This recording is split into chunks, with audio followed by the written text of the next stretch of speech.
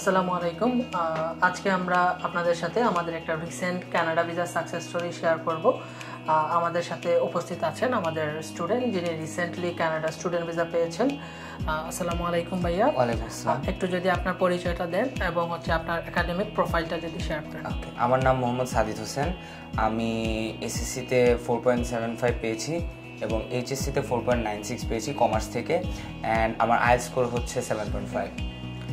আচ্ছা, ঠিক আছে। একটু যদি আমাদের দর্শকদের উদ্দেশ্যে জানানোর জন্য বলেন, আপনি আমাদের ইএস অ্যাসোসিয়েট সম্পর্কে কিভাবে জানলেন?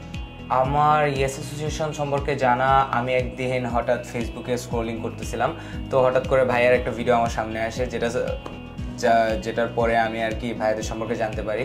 ভাইয়ার ভিডিও দেখার পর তার কথাবার্তার ধরন আমার কাছে অনেক ভালো লাগে। তারপর আমি আমার বাবার সাথে ইএসএ ভিজিট করি। আচ্ছা, ঠিক আছে।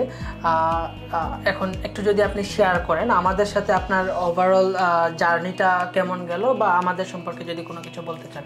না, আপনার ভাইয়ের সাথে আমার জার্নিটা বেসিক্যালি অনেক ভালো ছিল। প্রথমে আমি একটু ভয় ছিলাম, কারণ আমি আগে ইউএসএতে যাওয়ার প্ল্যান করতেছিলাম এবং আমি ভাবতাম যে ওইখানে যাওয়ার ওয়েটা অনেক ইজি। তো আমি নিজে নিজে অ্যাপ্লাই করতে চেয়েছিলাম, সব কিছু আমি নিজে নিজে করতে চেয়েছিলাম। পরবর্তীতে আমি ভাইয়ের সাথে কথা বললাম, অ্যান্ড আমি প্রথমে ভাবছিলাম যে আমার আইএলটিএসের রেজাল্টটা অগাস্টের দিকে আসছিল, তো ওই সময়ে সেপ্টেম্বরের সেশনের অ্যাপ্লাই ডেট শেষ। তো পরবর্তীতে ভাইয়ের সাথে দেখা হওয়ার পর ভাইয়া বললো যে না, আমি জানুয়ারির সেশনের জন্য আমার কিছু কলেজ আছে এবং ইউনিভার্সিটি আছে যেগুলোতে আমি অ্যাপ্লাই করতে পারবো। তো আমি ওগুলোতে অ্যাপ্লাই করি এবং অফার লেটার পাই।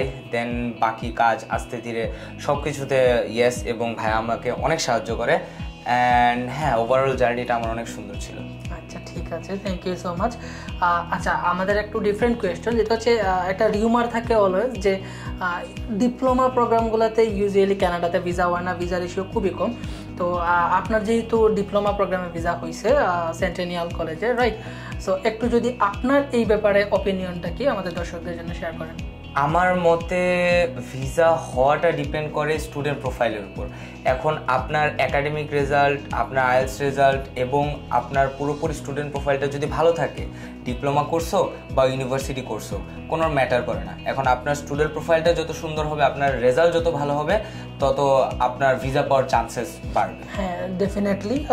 ভিসা শুধুমাত্র যে একটা পার্টিকুলার প্রোগ্রামের উপরে ডিপেন্ড করে ব্যাপারটা এরকম না, কারণ স্টুডেন্টের একাডেমিক প্রোফাইল হতে পারে, স্টুডেন্টের ফাইন্যান্সিয়াল বিষয়গুলো হতে পারে, সব কিছু মিলিয়ে যদি একটা গুছানো প্রপারলি এক্সপ্লেইন অ্যাপ্লিকেশন সাবমিট করা যায়, আমাদের কাছে মনে হয় ডেফিনেটলি ডিপ্লোমা প্রোগ্রামে ভালো একটা চান্সেস থাকে, রাইট?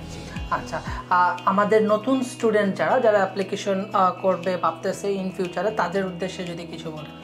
নতুন স্টুডেন্ট যারা অ্যাপ্লিকেশন করতে চায় তাদের উদ্দেশ্যে আমার একটা কথাই, যে তোমরা যখন এসএসসি বা এইচএসসি এক্সাম দিবা, এসএসসি এবং এইচএসসিতে ভালো করে ফোকাস করো যাতে, এবং আইএলটিএস স্কোরটা ভালো করো। এই তিনটা জিনিস তুমি যদি ভালো করতে পারো, অ্যাটলিস্ট 4.50 উপরে এবং নো ব্যান লেস দ্যান 6.5 যদি তোমার থাকে, তাহলে আমি আশা করি যে তোমার জন্য জিনিসটা ভালো। কারণ ভিসার জন্য অ্যাপ্লাই করাটা তো পরের ব্যাপার। অ্যাট ফার্স্ট আমাদের তো ওইখান থেকে যে কোনো একটা ইউনিভার্সিটির একটা প্রোগ্রামে অফার লেটার দরকার। তো এখন যদি অফার লেটারই না আসে, তাহলে ভিসার জন্য অ্যাপ্লাই কীভাবে করবো? তো আমার মনে হয় যে তুমি তোমার নিজের স্টুডেন্ট প্রোফাইলটা শক্ত করার জন্য যথাসাধ্য চেষ্টা করো।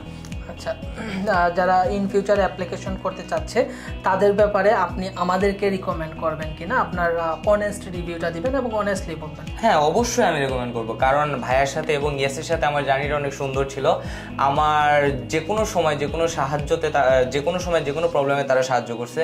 আমার যে কোনো সময় যখন আমার ভিসা আসতে অনেক লেট হচ্ছিল, যার কারণে আমার সেশনটা পিছিয়ে যায়, তখন আমি অনেক ভয় ছিলাম যে আমার ভিসা আসবে নাকি আসবে না। তো ওই সময় ভাইয়া এবং ইয়েস আমাকে অনেক সাপোর্ট দিছে। তো আমি অবশ্যই রেকমেন্ড করবো যাতে ভবিষ্যতে যারা অ্যাপ্লাই করতে চায় তারা যেহেতু ভাইয়ের কাছ থেকে কানাডার ভিসার জন্য অ্যাপ্লাই করে। থ্যাংক ইউ সো মাচ ভাইয়া। ইনশাল্লাহ আমরা আবার চলে আসবো অন্য একদিন অন্য একটা সাকসেস স্টোরি। সবাইকে আসসালামু আলাইকুম।